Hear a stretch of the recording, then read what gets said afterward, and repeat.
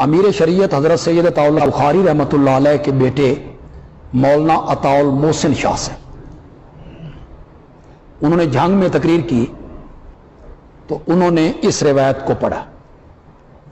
ہمارا ایک ساتھی تھا جنگ میں، فوت ہو گئے ہیں، حاجی محمد صادق صاحب، وہ ٹرنکوں کا کام کرتے تھے، یہ صندوق وغیرہ بنانے کا کام، فیکٹری تھی ان کی. وہ کھڑے ہو گئے، دبنگ آدمی تھا، کھڑا ہو گیا. اس نے کہا یا جی اس میں محمد ابن مروان سدی صغیر ہے اور تمام محدثین کہتے ہیں کہ وہ کذاب ہے، آپ یہ روایت پڑھ رہے ہیں؟ تو اس نے کہا اس کی دوسری سند بھی ہے. شاہ جی نے کہا اس کی دوسری سند بھی ہے. انہوں نے فرمایا پڑھیے سند، دوسری سند ہے تو پڑھیے. اب انہیں سند آئے تو پڑھیں، سند آئے تو پڑھیں، پتہ گتا تو ہوتا کون ہی نا. اگر ایک موضوع پر 5 حدیثیں 6 حدیثیں 10 حدیثیں مل جائیں، ایک ان میں ضعیف ہو، 2 ضعیف ہوں، 5 ضعیف ہوں، 9 ضعیف ہوں، 10 میں ایک صحیح اور قوی ہو تو وہ 9 کی 9 صحیح مانی جائیں گی، کیونکہ مضمون، مفہوم، معنی اور اس کی ترتیب سب صحیح ہو گئی. حضور انور صلی اللہ علیہ وسلم نے فرمایا من صلی علی عند قبری سمیتہ، کہ جس نے پڑھا درود میری قبر پر میرے پاس، میں اسے سنتا ہوں.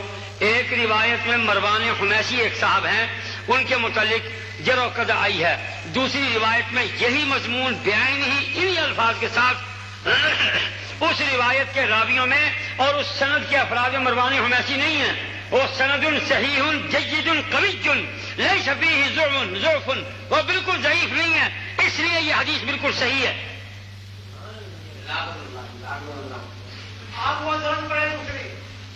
حاضر آپ پہلی پڑھیں. تو ایک آدمی کا نام میں نے بتایا اور دوسری کا میں نے کہا مجھے نام یاد نہیں رہا، کیا آسمان میں لکھ کے بھیج دوں گا. آپ پڑھیے. اچھا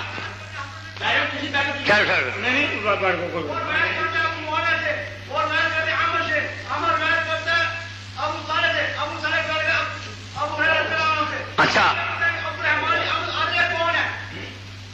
یہ پہلی روایت کا حصہ دوسری کا نہیں ہے. نہیں، پہلی روایت کا ہے. میں عرض کر رہا ہوں پہلی روایت میں یہ اعمش اور یہ عبد الرحمن آتے ہیں جن میں 2 شخصوں میں شبہ ہوتا ہے. دوسری روایت میں تمام شبہات غلط نکال دیے گئے ہیں. اور اگر جاکر عثمانی کی بات کرتے ہیں تو اس کی بات میں کوئی ماننے کو تیار نہیں ہوں، وہ غیر مسند گفتگو کرتا ہے. ہاں سند پیش کرو، یہ میرے ذمہ رہا. مولانا میرے ذمہ رہا، میں پیش نہ کروں تو پھر میں غلط ہوں. آپ تقریر کے بعد پاکستان میں ہی رہیے، لندن میں مت جائیے. میں بھی پاکستان میں ہوں، پیش خدمت کر دوں گا. مجھے اپنا پتہ لکھوا دیں، میں ابھی لکھ لوں. 1 منٹ ٹھہریں جی. مولانا محمد صادق صاحب. ٹرنک والا آیا تھا، ٹرنک بھی چل رہا تھا، مولانا تو کوئی نہیں. اچھا چلو جی، تب بھی ہمیں محمد صادق ٹرنک مرچنٹ، ماشاء اللہ، ریل بازار، جنگ صدر.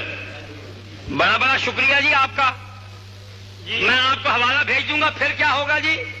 پھر کیا ہوگا؟ ہاں، میرا کیا قصور ہے جی؟ باقی جو باتیں میں نے کی ہیں وہ آپ کو پتہ تھی؟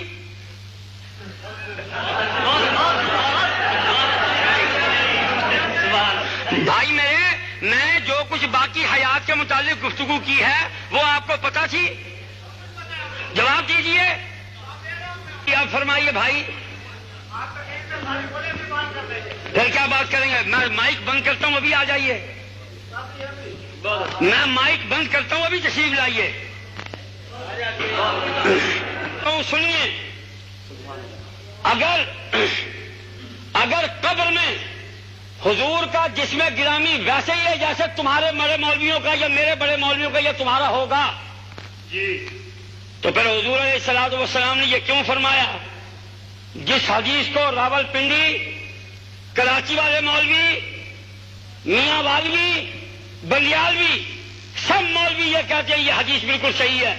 حضور علیہ الصلوۃ والسلام کے ارشاد عالی کہ ان للہ ملائکۃ سیاحین فی الارض یبلغونی من امت السلام. اگر وہاں ہے ہی کچھ نہیں تو یبلغونی کس کو ہوتا ہے؟ ماشاءاللہ نعرہ تکبیر. صلی اللہ علیہ وسلم نے فرمایا اس حدیث کو کوئی ملا غلط نہیں کہہ سکتا. ان للہ ملائکۃ سیاحین فی الارض یبلغونی من امت السلام. اگر وہاں ہے ہی کچھ نہیں اور تمہاری طرح کا کوئی پڑا ہوا ہے وہاں معاذ اللہ تو یبلغونی کاہے کے لیے ہوتا ہے؟